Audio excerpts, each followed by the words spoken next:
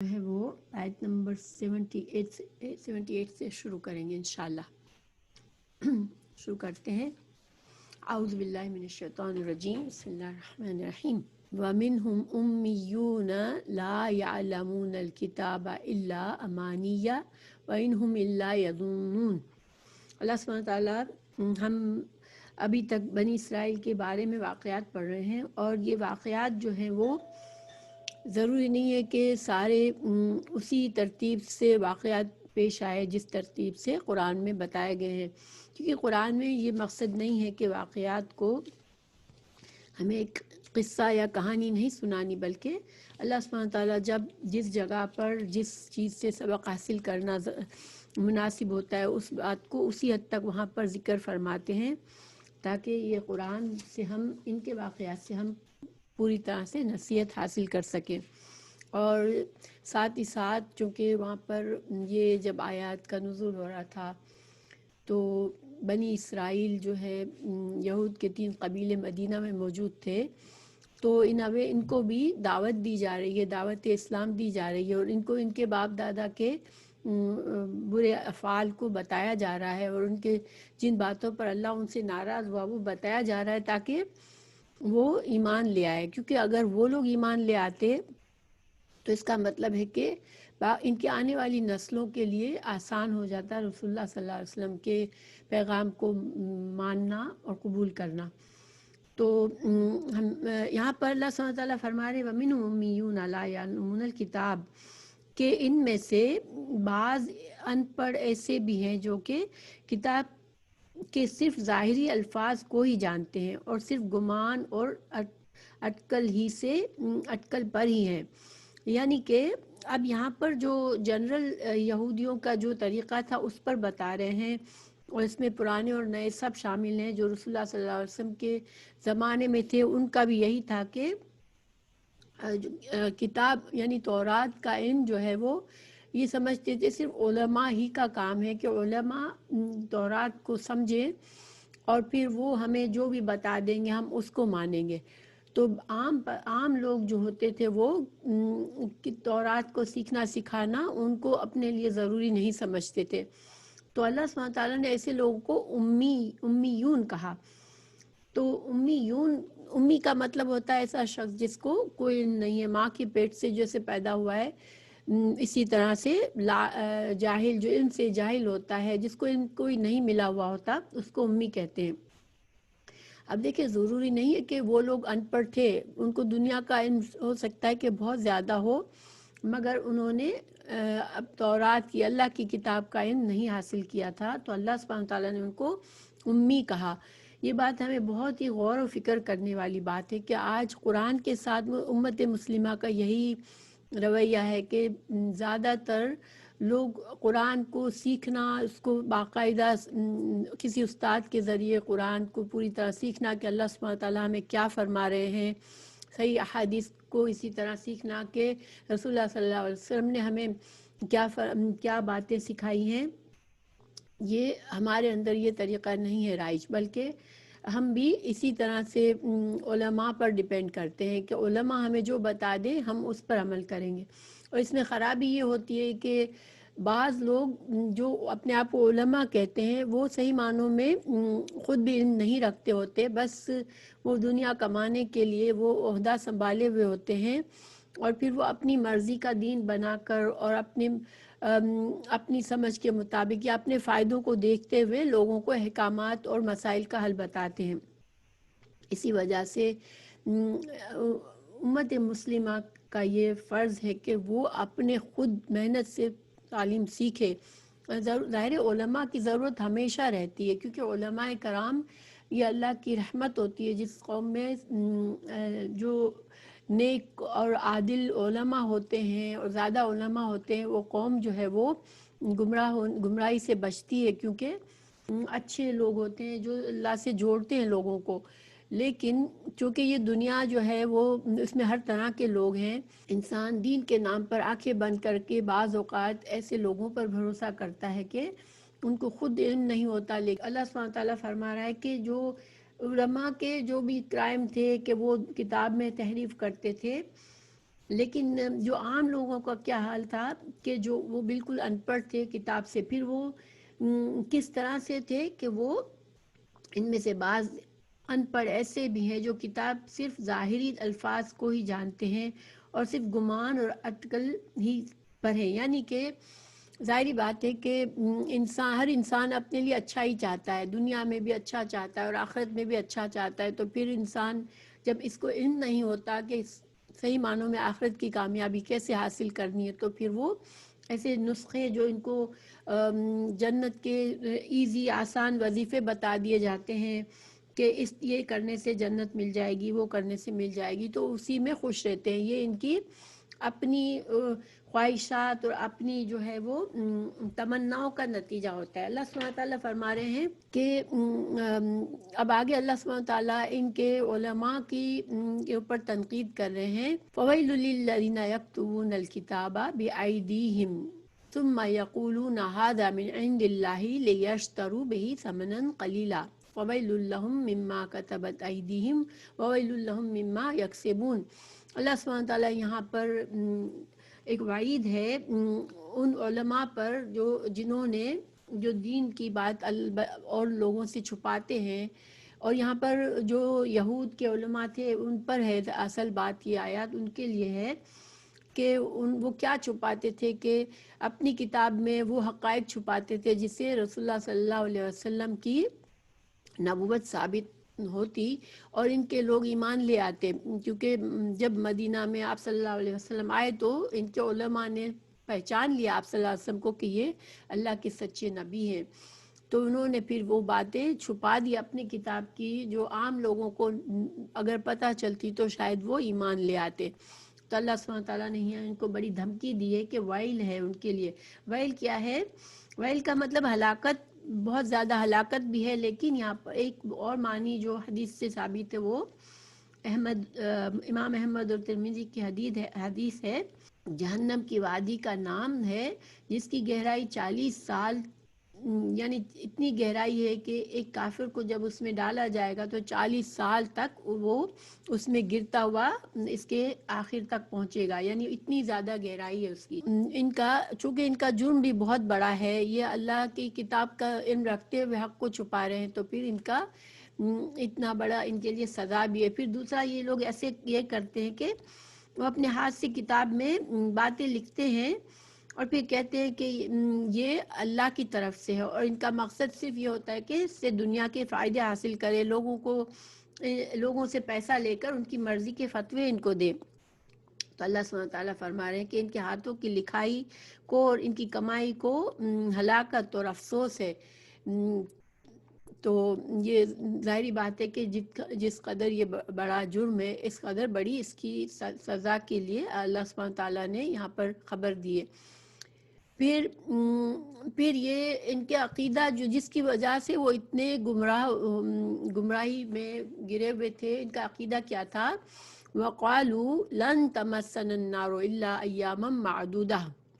قُلْ اتخذتم عند اللہ عہدا فلن یخلف اللہ عہدہ ام تقولون علی اللہ ما لا تعلمون۔ تو یہ کہتے ہیں کہ ہم تو صرف چند روز جہنم میں رہیں گے، ان سے کہو کہ کیا، اللہ سبحانہ تعالیٰ فرما رہے ہیں ان سے کہو کہ کیا تمہارے پاس اللہ تعالیٰ کا کوئی لکھا ہوا پروانہ ہے؟ اللہ نے تم کو لکھ کر یہ بات دے دی ہے کہ تم کو صرف چند روز کے لیے جہنم میں جانا ہوگا؟ اللہ تعالیٰ فرما رہے ہیں کہ اگر ہے تمہارے پاس ایسا کوئی ثبوت تو یقیناً اللہ تعالیٰ اپنے وعدے کا خلاف نہیں کرے گا، لیکن ہرگز تمہارے پاس ایسی کوئی چیز نہیں ہے، بلکہ تم تو اللہ کے ذمہ وہ باتیں لگاتے ہو جنہیں تم نہیں جانتے ہو۔ تو یہ عام لوگوں کا بھی عقیدہ یہی تھا، چونکہ علماء نے ان کے دلوں میں بھی یہ بات ڈالی تھی کہ چند روز کی بات ہے، تم کو اگر جہنم میں ڈالے بھی گئے تو صرف چند روز کے لیے۔ اس کے بارے میں مختلف اقوال ہیں۔ ایک قول ان کا یہ تھا کہ چونکہ انسان کی زندگی دنیا پر جو ہے وہ 7,000 سال تک، یعنی انسان کی نسل جو ہے وہ 7,000 سال تک رہے گی، پھر قیامت آ جائے گی، تو پھر ہر 1,000 سال کے بدلے ہم کو ایک دن جہنم میں گزارنا پڑے گا، اور پھر ایک اور بات یہ کہتے تھے کہ 7 دن جہنم میں رہیں گے، اور کچھ کہتے تھے کہ 40 دن ہم نے بچڑے کی عبادت کی ہے تو 40 دن جہنم میں رہیں گے. یعنی اس طرح کی باتوں پر یہ یقین رکھتے تھے. لیکن سوال یہ پیدا ہوتا ہے کہ پہلی بات تو یہ کہ یہ ساری ان کے دماغ کی پیداوار تھی، ورنہ جتنے بڑے بڑے کرائم انہوں نے کیے ہیں تو پھر اللہ سبحانہ تعالیٰ بار بار ان کو وعید دے رہا ہے جہنم کی، ویل کی، تو پھر وہ اس طرح سے کیسے کہہ سکتے ہیں. اوپر سے دیکھیں جہنم ایک ایسی جگہ ہے، اتنی بری جگہ ہے کہ اس کا ایک صرف ہوا کا جھونکے کی طرح بھی اس کا اگر جھونکا لگے گا تو انسان تڑپ جائے گا. جب مجرموں کو جہنم کا صرف دور سے ایک جھونکا آئے گا تو بھی وہ بالکل بے حال ہو جائے گا. تو جہنم سے اللہ سبحانہ تعالیٰ ہمیں ایک لمحے کے لیے بھی بچائے. اور ایسے مسلمان بھی اس طرح کی سوچ رکھنے والے ہوتے ہیں کہ ہم جو ہے وہ امت مسلمہ ہیں، تو ہمارا بھی یہی ہے کہ اگر تو سزا ملی تو کچھ عرصے تک ملے گی، یا پھر ہمارے لیے ہمیں تو شفاعت ہو جائے گی ہمارے لیے. مگر یہ جو ساری باتیں انسان اپنے دل سے نہیں بنا سکتا یہ چیزیں. اللہ تعالیٰ فرما رہا ہے بلا من کسب سیئۃ وحاطت بہ خطیئتہ فاولئک اصحاب النار هم فیہا خالدون. اللہ سبحانہ تعالیٰ فرما رہے ہیں کہ تمہیں کیوں عذاب نہیں ملے گا، یقیناً جس نے بھی برے کام کیے اور اس کی نافرمانیوں نے اسے گھیر لیا وہ ہمیشہ کے لیے جہنم ہی ہوگا. اللہ تعالیٰ نے ان کے اس عقیدے کا انکار کر دیا کہ نہیں، چند روز کی بات نہیں ہے بلکہ نافرمانی میں گر جانا کیا ہے. اللہ تعالیٰ فرما رہے ہیں کہ جس کی خطاؤں نے، گناہوں نے گھیر لیا، تو اس کا کیا مطلب ہے. تو دیکھیے گناہ کے کام، انسان جب گناہ سے گناہ کی توفیق ملتی ہے اور نیکی سے نیکی کی توفیق ملتی ہے، یہ اللہ سبحانہ تعالیٰ کا قانون ہے. تو جب انسان گناہ کرتا ہے پھر توبہ نہیں کرتا، پھر گناہ پر گناہ کرتا چلتا جاتا ہے، تو اللہ تعالیٰ اس کے لیے گناہ کا راستہ ہی آسان فرما دیتے ہیں. اور جو شخص جو ہے وہ ہدایت پر چلنا چاہتا ہے، نیکیوں کی کثرت کرتا ہے، غلطی ہوئی تو توبہ کرتا ہے، تو اللہ سبحانہ تعالیٰ اس کے لیے نیکی پر چلنا آسان کر دیتا ہے. یہ ہمیں دلائل بہت سے ملتے ہیں قرآن میں. سورہ اللیل آیت 8، 9، 10 میں اللہ تعالیٰ نے فرمایا جو اللہ کے حکم سے بے پرواہی کرے گا ہم اس کے لیے نافرمانی کا راستہ آسان کر دیں گے. یعنی جس نے پرواہی نہیں کی کہ مجھے اس دنیا میں مجھے اللہ کا فرمانبردار بن کر رہنا ہے، اپنی مرضی کی جس نے زندگی گزارنی ہے، جس نے گناہ پر گناہ کرنے، تو اللہ تعالیٰ اس کے لیے پھر گناہ کرنا آسان کر دے گا. اسی طرح حدیث میں ہے، بخاری کی حدیث ہے، اس کا مفہوم یہ ہے کہ جو اہل سعادت ہیں اللہ ان کو سعادت والے اعمال کی توفیق دیتا ہے. یعنی کہ جو نیک لوگ ہیں، اللہ تعالیٰ جو نیکی کی کوشش کرتے رہتے ہیں تو پھر اللہ تعالیٰ ان کو توفیق بھی دے دیتا ہے اور ان سے نیک کام کرواتا ہے. اور اسی طرح جو برے اعمال، جو بدبخت ہے، جو برے اعمال جس کو پسند آتے ہیں، تو اس کے لیے اللہ تعالیٰ برے اعمال ہی کو آسان کر دے گا. تو اللہ سبحانہ تعالیٰ محفوظ رکھے. یہ ایک سزا ہے کہ انسان جس چیز سے محبت ہوتی ہے، جو چیز اس کے دل پر اثر کر رہی ہوتی ہے یا اس کے دل کو قابو کیے ہوئے، اللہ سبحانہ تعالیٰ اس کو اسی کے حوالے کر دیتا ہے. تو اللہ تعالیٰ سے دعا ہے کہ اللہ ہمیں محفوظ رکھے اور اللہ سبحانہ تعالیٰ ہمیں نیکیوں کو پسند کرنے والا بنائے. پھر اللہ سبحانہ تعالیٰ نے آگے فرمایا والذین آمنوا وعملوا الصالحات اولئک اصحاب الجنۃ هم فیہا خالدون. اللہ سبحانہ تعالیٰ نے اپنا قانون بتا دیا یہاں پر کہ جنت اور جہنم کا کیا قانون ہے اللہ کا، کہ جس نے جو ایمان لے آئے اور جو نیک اعمال کرے تو وہ جنت میں جائے گا اور ہمیشہ وہاں رہے گا. جس نے یعنی کہ اوپر بتا دیا کہ جس نے برے کام کیے اور اپنی برائیوں میں گر گیا تو وہ جہنم میں جائے گا. تو گویا کہ اللہ سبحانہ تعالیٰ کے نزدیک انسان کس نسل سے تعلق رکھتا ہے، کس قوم سے تعلق ہے اس کے پاس کیا دولت ہے، اس کے پاس کیا دنیا کی نعمتیں ہیں، یہ ساری چیزیں اللہ سبحانہ تعالیٰ نہیں دیکھتا. اللہ سبحانہ تعالیٰ نے ہمیں پیدا کیا ہے تو جو چیز ہمارے لیے ہے وہ کیا ہے، ہماری اپنی نیت و اخلاص اور ہمارا عمل جو ہے وہ ہمیں کام آئے گا. پھر اللہ سبحانہ تعالیٰ آگے ایک اور ان سے جو میثاق کا مطلب ہوتا ہے پکا وعدہ لینا، تو اللہ تعالیٰ نے ان سے جو پکا ایک وعدہ لیا اس کے بارے میں ہمیں بتا رہے ہیں. وَإِذْ أَخَذْنَا مِيثَاقَ بَنِي إِسْرَائِيلَ لَا تَعْبُدُونَ إِلَّا اللَّهَ وَبِالْوَالِدَيْنِ إِحْسَانًا وَبِذِي الْقُرْبَى وَالْيَتَامَى وَالْمَسَاكِينِ وَقُولُوا لِلنَّاسِ حُسْنًا وَأَقِيمُوا الصَّلَاةَ وَآتُوا الزَّكَاةَ ثُمَّ تَوَلَّيْتُمْ إِلَّا قَلِيلًا مِنْكُمْ وَأَنْتُمْ مُعْرِضُونَ۔ اللہ سبحانہ تعالیٰ فرما رہے ہیں کہ یاد کرو بنی اسرائیل، جب تم سے وعدہ لیا گیا تھا کہ تم اللہ تعالیٰ کے سوا دوسرے کی عبادت نہ کرو گے اور ماں باپ کے ساتھ اچھا سلوک کرو گے، اور اسی طرح قرابت داروں، یتیموں، مسکینوں کے ساتھ اور لوگوں سے اچھا سلوک کرو گے اور اچھی بات کہو گے، لوگوں سے نمازیں قائم کرو گے اور زکوٰۃ ادا کرو گے۔ اور نماز اور زکوٰۃ کا یہ حکم بنی اسرائیل کا ہے، تو گویا کہ ان کے لیے بھی یہ عبادتیں فرض تھی۔ پھر اللہ تعالیٰ فرمایا لیکن تھوڑے سے لوگوں کے علاوہ تم سب پھر گئے اور منہ موڑ لیا۔ تو یہ جو وعدہ ہے اس میں اسلام کے بنیادی احکامات ہیں، اور اللہ سبحانہ تعالیٰ نے امت مسلمہ سے بھی اسی قسم کا وعدہ سورہ النساء کی آیت 36 میں لیا ہے۔ تو عبادات اور معاملات میں جو بنیادی احکامات ہیں وہ ان کی شریعت میں بھی جو تھے وہی ہمارے لیے بھی، اسی طرح نماز اور زکوٰۃ بھی۔ ہاں طریقہ ظاہر ہے کہ شریعت کا تھوڑا مختلف ہو سکتا ہے، لیکن یہ عبادات ان کے لیے بھی فرض تھی، ہمارے لیے بھی فرض ہے۔ اور اللہ سبحانہ تعالیٰ نے یہ سارے احکامات تمام بندوں کے لیے پسند فرمائے ہیں جو اس آیت میں بتائے۔ تو اس میں دیکھیں غور کرنے کی بات یہ ہے کہ اللہ سبحانہ تعالیٰ نے اپنی عبادت کے لیے کہا، اور پھر عبادت کے بعد سب سے پہلے اللہ کی توحید اور اللہ کی عبادت، اس کے بعد اور یہ ہر نبی نے اپنی امت کو یہ بنیادی حکم دیا۔ اور اس کے بعد جو ہے وہ والدین کے ساتھ حسن سلوک، تو والدین کا اللہ تعالیٰ نے اتنا درجہ رکھا ہے کہ کئی بار اللہ تعالیٰ نے قرآن میں اللہ کی عبادت کے بعد جو اگلا حکم دیا ہے وہ والدین کے ساتھ حسن سلوک کا حکم دیا ہے۔ اور بہت سی احادیث میں اس کی فضیلت بتائی گئی ہے، اور والدین کی نافرمانی اور ان سے برا سلوک پر عذاب سے بھی ڈرایا گیا ہے۔ تو والدین کی اطاعت جو ہے وہ بے حد ضروری ہے اور اس سے کوتاہی نہیں کی جا سکتی۔ تو اس کے بعد جو ہے معاشرے کے اور کمزور لوگ جو ہوتے ہیں، یتیم اور مسکین، اور ان سب کا بھی حق ہوتا ہے ہم پر۔ اللہ تعالیٰ اگر کسی کو اچھا رزق دیا ہے، کسی کو اچھی جگہ پہ رکھا ہے تو، اور رشتہ داروں کا بھی اسلام میں بہت زیادہ حق ہے، اور رشتوں کو جوڑنے سے صلح رحمی کے بہت سے اجر و ثواب بتائے گئے ہیں۔ پھر یتیموں مسکینوں کے ساتھ حسن سلوک اور لوگوں سے اچھی بات کرنا۔ دیکھیں یہ زبان جو ہے نا انسان کی، اس سے انسان بہت سی نیکیاں کما سکتا ہے، اور انسان اپنی زبان سے برباد و تباہ اور جہنم میں جا سکتا ہے، کیونکہ زبان کے گناہ بہت آسانی سے ہوتے ہیں۔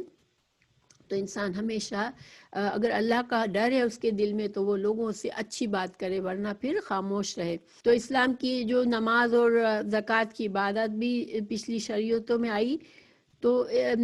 اور جو اسلام میں بھی ہم حدیث کے مطالعے سے ہمیں پتہ چلتا ہے کہ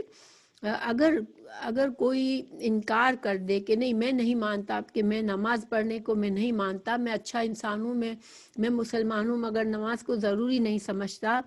یا میں زکوٰۃ کو ضروری نہیں سمجھتا، تو اس کے ایمان کامل نہیں ہے۔ حضرت ابوبکر صدیق نے بھی ان کے عہد خلافت میں ایسے لوگوں سے باقاعدہ جہاد کر کے ان سے جو لوگ مطیع ہو گئے تو انہوں نے زکوٰۃ کا قبول کیا دینا، ورنہ ان کو اسی طرح ٹریٹ کیا گیا جیسے کہ وہ مسلمان نہیں ہیں۔ تو انسان زکوٰۃ اور نماز اور مسلمان اسلام کے بنیادی عقائد کا اگر انکار کرتا ہے، اپنی سستی سے کبھی کرنا کبھی نہ کرنا وہ بھی برا ہے اور اس میں بھی گناہ ہے، لیکن اگر ان چیزوں کا پوری طرح انکار کرنا اور ان سے مکمل طور پر ان کو نہ کرنا اور ان کو چھوڑ دینا، ان کے بارے میں فکر بھی نہ کرنا، یہ ایمان کو خطرے میں ڈالنے والی چیز ہے اور ایمان سے اسلام سے نکل جانے والی بات ہے۔ پھر اگلی آیت میں اللہ سبحانہ وتعالیٰ فرما رہے ہیں وَإِذَا أَخَذْنَا مِيثَاقَكُمْ لَا تَسْفِكُونَ دِمَاءَكُمْ وَلَا تُخْرِجُونَ أَنفُسَكُمْ مِنْ دِيَارِكُمْ ثُمَّ أَقْرَرْتُمْ وَأَنْتُمْ تَشْهَدُونَ۔ تشہدون. تو پیچھے بھی اللہ تعالیٰ نے فرمایا کہ یہ سارا پکا عہد لینے کے بعد تم نے منہ موڑ لیا اور ان چیزوں پر عمل نہیں کیا. اور پھر تم سے ایک اور وعدہ لیا گیا تھا کہ تم جو ہو وہ اپنے لوگوں کا خون نہیں بہاؤ گے. یعنی بنی اسرائیل جس طرح مسلمان بھائی بھائی ہیں، اسی طرح بنی اسرائیل کو بھی منع کیا گیا تھا کہ دوسرے ہم مذہب کا قتل کرنا، اس کا خون بہانا جو ہے وہ کبیرہ گناہ ہے، منع ہے. اسی طرح سے نہ ہی ان کو بے گھر کرنا، ان کو کسی سے لڑ کر اس کو بے گھر کرنا بھی ان کے لیے حرام تھا. تو یہ وعدے پر بھی انہوں نے اقرار کیا، لیکن پھر کیا کیا؟ ثم انتم هؤلاء تقتلون انفسکم وتخرجون فریقا منکم من دیارہم وتظاہرون علیہم بالاسم والعدوان وَإِن يَأْتُوكُمْ أُسَارَىٰ تُفَادُوهُمْ وَهُوَ مُحَرَّمٌ عَلَيْكُمْ إِخْرَاجُهُمْ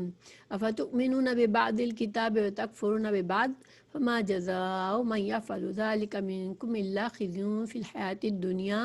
وَيَوْمَ الْقِيَامَةِ يُرَدُّونَ إِلَىٰ أَشَدِّ الْعَذَابِ وَمَا اللَّهُ بِغَافِلٍ عَمَّا تَعْمَلُونَ.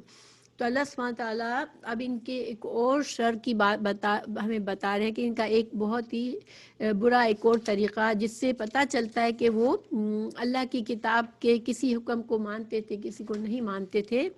تو اللہ تعالیٰ فرما رہا ہے کہ جب تم سے وعدہ لیا گیا، پکا وعدہ، کہ تم آپس میں ایک دوسرے کو قتل نہیں کرو گے اور نہ ہی جلا وطن کرو گے، اور تم نے اقرار کیا تھا اور تم شاہد تھے، پھر تم نے کیا کیا کہ تم نے آپس میں قتل کیا اور آپس میں ایک فرقے کو جلا وطن بھی کیا، اور گناہ اور زیادتی کے کاموں میں ان کے خلاف دوسرے کی طرفداری کی. ہاں، تم وہ قیدی، جب وہ قیدی ہو کر تمہارے پاس آئے تو تم نے ان کے فدیے دیے، لیکن ان کا گھروں سے نکالنا ہی تم پر حرام تھا. اس کا کچھ خیال نہ کیا تم نے. کیا بعض احکام پر ایمان رکھتے ہو اور بعض کے ساتھ کفر کرتے ہو؟ تم میں سے جو بھی ایسا کرے اس کی سزا اس کے سوا کیا ہو کہ دنیا میں رسوائی اور قیامت کے دن سخت عذاب کی مار. اور اللہ تعالیٰ تمہارے اعمال سے بے خبر نہیں ہے. یہ جو آیت ہے اس کا بیک گراؤنڈ جب مدینہ کا ہے، کہ مدینہ میں جو 3 قبیلے تھے یہودیوں کے، ان کے نام تھے بنو قینقاع، بنو نذیر اور بنو قریظہ. تو اور ساتھ ہی ساتھ مشرکین کے 2 قبیلے رہتے تھے. رسول اللہ صلی اللہ علیہ وسلم کی ہجرت سے پہلے کی بات کر رہی ہوں میں، کہ اس وقت 2 قبیلے اوس اور خزرج تھے جو کہ مشرک تھے، اور 3 قبیلے یہود کے تھے. اب حلیف، پہلے زمانے میں حلیف کا سسٹم ہوتا تھا، کہ کیونکہ قبائلی سسٹم تھا، کوئی سینٹرل گورنمنٹ تو نہیں ہوتی تھی، تو ہر قبیلہ اپنے لیے ایک حلیف بنا لیتا تھا. اور جب یہ حلیف بن جاتے تھے ایک دوسرے کے، تو پھر ایک دوسرے کی مدد کرتے تھے جنگ میں. اگر اس کی کوئی خطرہ ہوتا تھا تو اپنے حلیف سے مدد لیتے تھے. تو جو یہودی تھے 3 قبیلے، بنو قریظہ جو تھے وہ اوس کے حلیف، اور بنو قینقاع اور بنو نذیر جو تھے وہ خزرج کے حلیف تھے. اب اوس اور خزرج میں جنگ ہوتی رہتی تھی. یہ 2 قبیلے قریش کے جو بعد میں مسلمان ہو گئے، لیکن اسلام سے پہلے ان میں بہت زیادہ جنگیں ہوتی تھی، اور یہ یہودی بھی ان میں بھی کافی جنگیں ہوتی تھی. تو پھر جب جنگ ہوتی تھی تو وہ کیا کرتے تھے کہ اپنے بھائیوں کو گھر سے بھی نکالتے تھے، ان کے گھروں کو لوٹ لیتے تھے اور ان کو قتل کرتے تھے. پھر جب وہ جنگی قیدی بن جاتے تھے تو پھر وہ ان کا فدیہ دیتے تھے اور کہتے تھے کہ ہماری کتاب میں لکھا ہوا ہے کہ ہم اگر کوئی یہودی کسی کا قیدی بن جائے تو اس کا فدیہ دے کے اس کو چھڑاؤ. تو گویا کہ وہ اپنی مرضی سے، حالانکہ ان کی کتاب میں یہ بھی لکھا ہوا تھا کہ تم اپنے بھائی سے جنگ نہیں کرو گے اور اپنے یہودی بھائی کو اس کے گھر سے نہیں نکالو گے. تو یہ 2 کام تو وہ آسانی سے کر لیتے تھے، اور پھر وہ فدیہ دے کر چھڑانے کا کام کر کے خود کے نیک بننے کا اعلان کرتے تھے. اللہ تعالیٰ نے فرمایا کہ یہ صحیح طریقہ نہیں ہے دین کا، کہ انسان اللہ کے کچھ احکامات کو مانے اور کچھ کی کھلی خلاف ورزی کرے. دین جو ہے پورے کا پورا انسان کو اپنی فرما برداری کا اظہار کرنا ہے، اللہ کے ہر حکم کو ماننا ہے. تو جو لوگ اللہ سبحانہ تعالیٰ فرما رہے کہ میں اللہ غافل نہیں ہے، جو تم یہ کر رہے ہو اس سے تم کو دنیا میں بھی رسوائی ملے گی اور ذلت ملے گی، اور آخرت میں بھی تم کو عذاب دیا جائے گا. اب دیکھیں یہاں پر تھوڑا سا ہم اپنے امت مسلمہ پر بھی غور کرتے ہیں کہ آج بہت سے مسلمان جو ہیں وہ جانتے بوجھتے بہت سے اسلام کے احکامات کو چوز کرتے ہیں کہ ہم وہ ان پر عمل کرنا ضروری نہیں سمجھتے، بس ڈیسائیڈ کر لیتے ہیں کہ ہمیں یہ کام نہیں کرنا اور ہمیں یہ کام کرنا ہے۔ یہ جو ہے نا یہ صحیح اسلام نہیں ہے، اور اللہ سبحانہ تعالیٰ کو یہ پسند نہیں، اور یہ اللہ کو بہت ناراض کرنے والی بات ہے۔ اللہ سبحانہ تعالیٰ ہمیں محفوظ رکھے اور ہمیں پوری طرح سے دین میں داخل ہونے کی توفیق عطا کرے، آمین۔ تو پھر اللہ سبحانہ تعالیٰ نے آگے فرمایا اولئک الذین اشتروا الحیات الدنیا بالآخرہ، کہ جو انسان جو قوم جو خود کو اللہ کی فرما بردار کہتی ہو اور پھر وہ اس طرح کے کام کرے کہ وہ اپنی دنیا کے فائدے کے لیے کچھ احکامات کو مانے اور کچھ کو چھوڑ دے، تو پھر اللہ سبحانہ تعالیٰ فرما رہے ہیں کہ ان کے لیے عذاب ہے اور ان کو مدد نہیں کی جائے گی۔ یہ سخت وعید ہے، اللہ سبحانہ تعالیٰ محفوظ رکھے کہ انسان جانتے بوجھتے ہوئے بھی اللہ سبحانہ تعالیٰ کے کچھ احکامات مانے اور کچھ کو چھوڑ دے۔ پھر اللہ سبحانہ تعالیٰ مزید بتا رہے ہیں وَلَقَدْ آتَيْنَا مُوسَى الْكِتَابَ وَقَفَّيْنَا مِن بَعْدِهِ بِالرُّسُلِ وَآتَيْنَا عِيسَى ابْنَ مَرْيَمَ الْبَيِّنَاتِ وَأَيَّدْنَاهُ بِرُوحِ الْقُدُسِ فَكُلَّمَا جاءكم رسول بما لا تهوى أنفسكم استكبرتم ففريقا كذبتم وفريقا تقتلون۔ اللہ سبحانہ تعالیٰ فرما رہے ہیں کہ اللہ تعالیٰ نے حضرت موسیٰ علیہ السلام کو اللہ تعالیٰ نے تورات دی، اور ان کے بعد کئی رسول پے در پہ بھیجے، اور حضرت عیسیٰ علیہ السلام کو بھی آخری عیسیٰ علیہ السلام بنی اسرائیل کے آخری نبی تھے، تو ان کو بھی بہت سے معجزات دیے، اور روح القدس یہاں پر حضرت جبرائیل ہیں، تو حضرت جبرائیل علیہ السلام کے ذریعے حضرت عیسیٰ علیہ السلام کو بہت سے معجزات دیے، اور حضرت عیسیٰ علیہ السلام جو تھے وہ مردوں کو زندہ کرتے تھے اور بیماروں کو شفا دیتے تھے، اندھے کو پیدائشی اندھے کو آنکھیں آ جاتی تھی، یہ سب کچھ اللہ کے اذن سے ہوتا تھا۔ اور اللہ سبحانہ تعالیٰ کے جو روح القدس جو جبرائیل علیہ السلام ہیں ان کی مدد بھی شامل ہوتی تھی اللہ کے اذن سے۔ تو مگر تم کیا کرتے تھے، یہ سارے انبیاء کے ساتھ تم نے کیا کیا کہ تم کو جب کوئی بات کسی نبی کی پسند نہیں آتی تھی تو تم اس کو قبول نہیں کرتے تھے، تم کسی نبی کو مانتے تھے، کسی کو جھٹلاتے تھے۔ جیسے مثال کے طور پر رسول اللہ صلی اللہ علیہ وسلم کی رسالت کو انہیں جھٹلایا، ان لوگوں نے حضرت عیسیٰ علیہ السلام کی رسالت کو جھٹلایا، اور حضرت زکریا اور یحییٰ کو قتل کیا۔ یہ تو یہ اللہ سبحانہ تعالیٰ بتا رہے کہ کس طرح کا ایمان ہے تمہارا،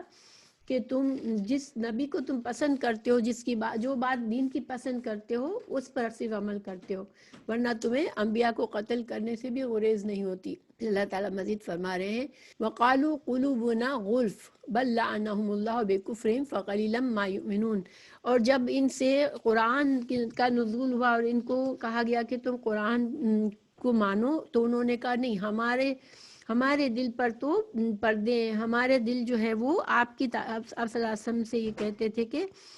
ہمارے دل پر آپ کی تعلیمات کا کوئی اثر نہیں ہے، اور ہمارے دل تو غلاف میں ہے، اور ہمارے پاس تو اتنا علم ہے کہ ہمارے پاس ہمیں مزید علم کی ضرورت نہیں ہے۔ اللہ سبحانہ تعالیٰ نے فرمایا کہ ایسا نہیں ہے، بلکہ اللہ تعالیٰ نے ان کے گناہوں کی وجہ سے ان پر لعنت کر دی ہے، اور اللہ کی لعنت کی وجہ سے یہ اب یہ ایمان نہیں لا سکتے۔ جس بد نصیب پر اللہ سبحانہ تعالیٰ لعنت کر دے،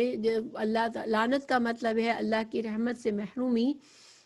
تو شیطان کو بھی اللہ نے اپنی رحمت سے محروم کیا ہے، تو اس طرح کے جرائم سے ان کو بھی اللہ تعالیٰ نے یہ بتا دیا ہمیں کہ اللہ تعالیٰ نے ان کے دلوں پر لعنت کر دی ہے، ان کو اپنی رحمت سے دور کر دیا ہے، تو اب ان کو یہ ایمان نہیں لائیں گے۔ ایمان لانا یہ اللہ کا بہت بڑا انعام ہے، کیونکہ ایمان لا کر ہی انسان اپنے آپ کو دنیا اور آخرت میں کامیابی حاصل کرتا ہے۔ لیکن جس بد نصیب کے ایمان لانے کی صلاحیت ہی ختم ہو جائے، اللہ سبحانہ تعالیٰ اس کے دل پر اس کو لعنت ہی کر دے، اس کو اپنی رحمت سے ہی دور کر دے، تو یہ بہت ہی بد نصیبی ہے۔ پھر اللہ تعالیٰ مزید فرما رہے ہیں وَلَمَّا جَاءَهُمْ كِتَابٌ مِّنْ عِندِ اللَّهِ مُصَدِّقٌ لِّمَا مَعَهُمْ وَكَانُوا مِن قَبْلُ يَسْتَفْتِحُونَ عَلَى الَّذِينَ كَفَرُوا فَلَمَّا جَاءَهُم مَّا عَرَفُوا كَفَرُوا بِهِ فَلَعْنَةُ اللَّهِ عَلَى الْكَافِرِينَ۔ یہ یہودی جو مدینہ میں تھے وہ نبی صلی اللہ علیہ وسلم کے رسالت سے پہلے وہ دعا کرتے تھے اللہ سے کہ اللہ تعالیٰ جس نبی کا وعدہ تو نے کیا ہے اس کو بھیج تاکہ ہم اس کے ذریعے کامیابی حاصل کریں، اس کی پیروی کر کے ہم دنیا میں بڑا مقام حاصل کریں۔ اور وہ یہ جو مشرکین تھے ان کو بھی بڑے فخر سے کہتے تھے کہ اب ہمارے رسول آنے والے ہیں اور جب وہ آ جائیں گے تو ہم کو اللہ تم پر غلبہ دے گا۔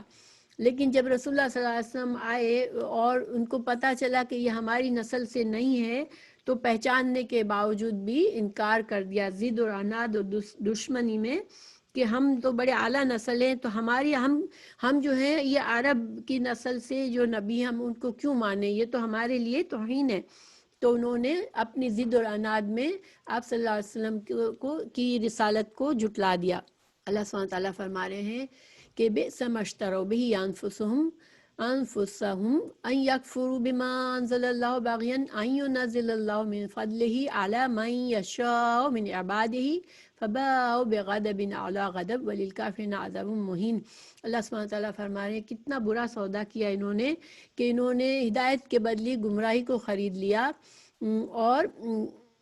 اللہ تعالیٰ نے جو نازل فرمایا، قرآن کو نازل فرمایا، رسول اللہ صلی اللہ علیہ وسلم کو بھیجا، تو اس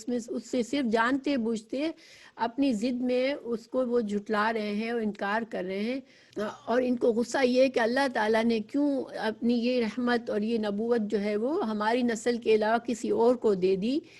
یہ اللہ سبحانہ تعالیٰ کے سامنے یہ ان کی بہت بڑی جرت تھی، یہ آبجیکشن ان کا کہ اللہ نے کیوں اپنے پسند سے نبی بنایا اور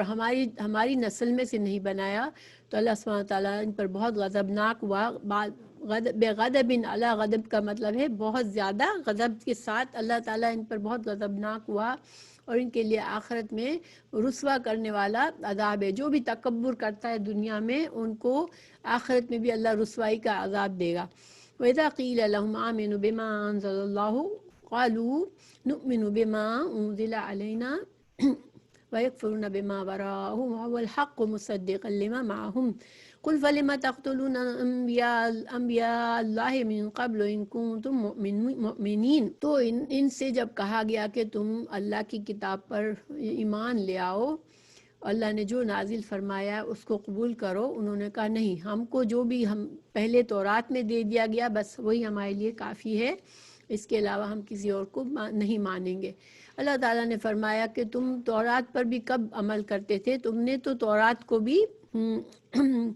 حالانکہ قرآن جو ہے وہ تورات کی تصدیق کرنے والی کتاب ہے۔ تورات میں جو احکامات ہے قرآن میں اللہ تعالیٰ نے اس کی تصدیق فرمائی ہے، اور تم جانتے ہو یہ، تو تم تو اگر تم تورات پر بھی صحیح عمل کرتے اور صحیح مانتے تو پھر تم اپنے انبیاء کرام کو جو تم قتل کرتے تھے وہ کیوں کرتے؟ یعنی تمہارے اندر کبھی ایمان تھا ہی نہیں۔ پھر اللہ تعالیٰ ان کو مثال دے رہے ہیں وَلَقَدْ جَاءَكُم مُوسَىٰ بِالْبَيِّنَاتِ ثُمَّ اتَّخَذْتُمُ الْعِجْلَ مِن بَعْدِهِ وَأَنْتُمْ ظَالِمُونَ کہ اللہ تعالیٰ نے تو قرآن کو